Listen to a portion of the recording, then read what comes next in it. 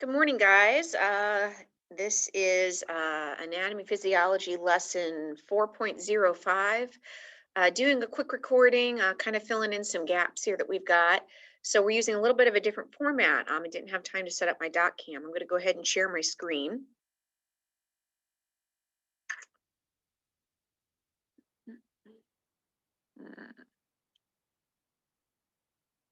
Oops, there we go. That's what I want. Okay, so what I'm going to do is I'm going to type the notes in today. Put myself down here in the corner. And the last thing that we need to talk about, well, it depends if you're watching these sequentially. The next topic is, there we go, the dermis. And we want to talk about some of the details about the dermis. So we said in a previous video, let's talk about the tissue type. First of all, it is dense, irregular connective tissue.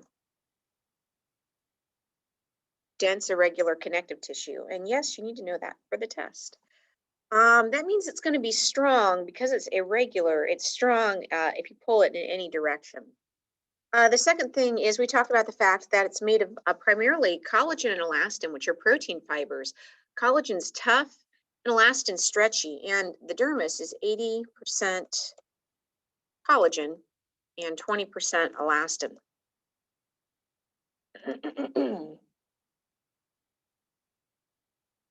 Can't figure out how to unindent, so sorry about that. I have to do that. So we've got two layers. There are two layers in the dermis, and I'm going to draw a line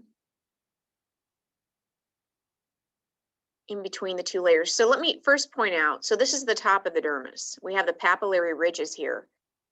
And we also have glands that extend the length. So the two layers of the dermis are separated. You see where these blood vessels are? I'm going to draw a line right below those blood vessels, and I'll probably have to format the line.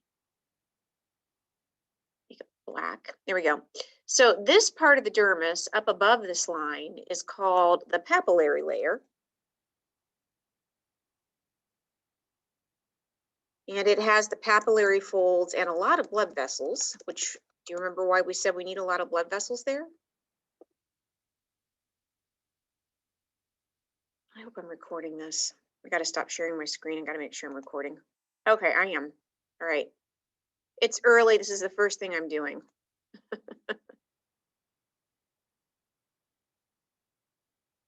Okay, so we have a lot of blood vessels because they have to nourish the epidermis.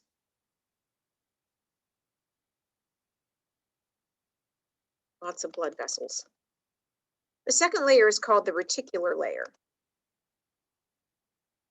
And we talked in the overview about all of these accessory structures. So here we have an erector pili muscle.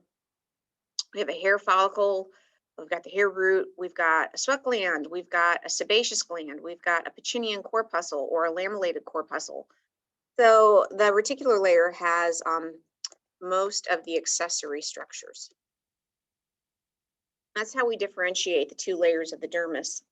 We're going to briefly talk about some of the disorders that we can get that are associated with the dermis, and primarily with that hair follicle and sebaceous gland.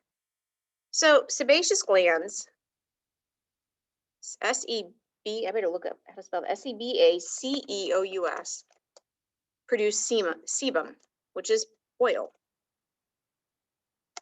Unless they're in the ear canal sebaceous glands produce a different substance. So I'm going to do this in brackets. Unless they're in the ear canal, then they produce something called, so I'm just checking all my spelling, cerumen.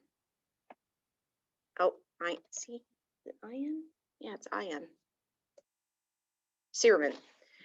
What's cerumen? It's earwax. So the sebaceous glands inside of your ear canal have a special job. But what can happen is, if you'll notice, this sebaceous gland is the hair shaft. The follicle is this entire structure here.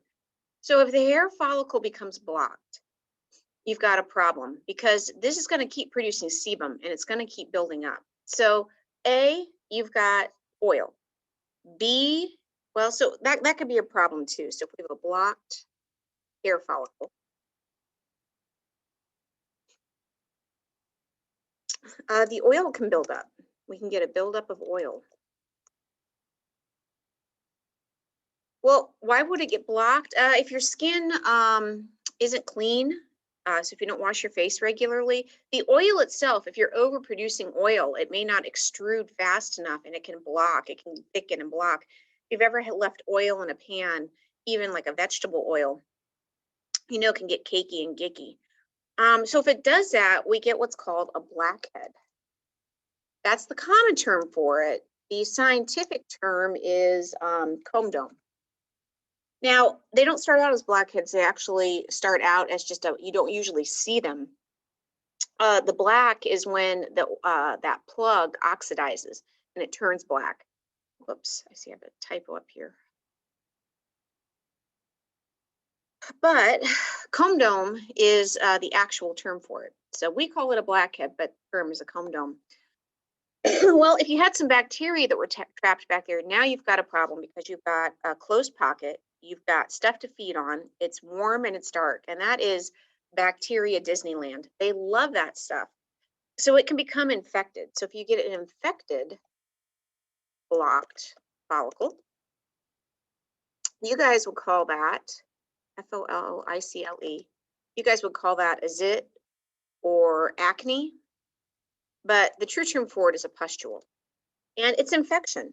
I know a lot of teens who have been put on low-grade antibiotics to treat their acne because acne is basically just infections in your hair follicles, and it can be pretty effective. But you have to be careful if you stay on it too long; it can cause some other health issues. So the other thing that we wanted to talk about, I think that covers all my talking points. Again, I'm throwing this together super fast, and this won't be a long video. You notice that we've got in the capillary layer all of these blood vessels. If you get dehydrated, it actually shows up in your skin. If you've ever seen somebody and their skin kind of has a nice glow, chances are they drink a lot of water. Drinking a lot of water and being fully hydrated keeps these blood vessels, at like max capacity in a sense. That's kind of oversimplifying, but hydration does show up in your skin. That's not an old wives' tale. So if you want to have a lovely glow to your skin, remember that's not going to come from your epidermis. That's mostly dead. It's going to come from the blood supplying your dermis in this layer. So I guess the moral of the story is drink lots of water. Okay, that wraps up what we needed to talk about with the dermis. Thanks for watching. Have a good day.